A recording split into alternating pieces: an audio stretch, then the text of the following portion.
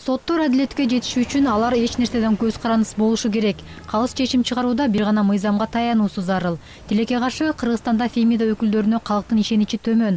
Ал үчүн аларга жетиштүү шарт түзүү зарыл дешет адистер. Бирөө давление кылып да мындай чечим чыгарасын же тигиндей чечим чыгарасын дегенден кийин ошол сотту мамлекет ошондой давлениядан куткарып алыш керек да. Эгерде аны укпай башкача чечим чыгарса, ал эртең ишинен кетип, ошо менен куугунтуктап калынбайт деген шарт түзүлүш керек мамлекет тарабынан.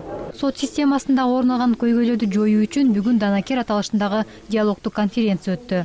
Көз карандысыз серепчи юрист Мадина Давлетбаева укуктун үстөмдүүлүгүн чыңдоо багыттары боюнча изилдөө жүргүзгөн. Айтымында соттордун иши бийликтин башка органдарына караганда бир топ ачык айкын болууга тийиш. Четкие критерии отбора судей. Соттордун билимин жогорулатуу борборуна тилекке каршы сот болуп дайындалгандар келип окушат. Жакшы жыйынтыкка жетишүү үчүн алар дайындала электе аталган борборго барып окусу керек. Бул учурда соттук ишти кароодо кыйынчылыктарга туш болушпайт. Аталган системада реформаларга жетишүү үчүн мамлекеттик жана башка органдардын соттордун ишине кийлигишүүсүнө мыйзамдык тыюу салуу керек. Сот адилеттикке жетишкен маалыматтарды коомчулукка маалымдап туруусу зарыл. Бул өз кезегинде коомчулуктун аларга болгон ишеничин күчөтөт дешет эл аралык укук коргоо уюмдары. Башка жарандарда эле соттордо мыйзам алдында жоопкерчиликтүү болуш керек. Алар чечим чыгарууда кандайдыр бир абалга же кимдир бирөөлөрдүн үстөмдүгүнөн көз каранды болбошу керек.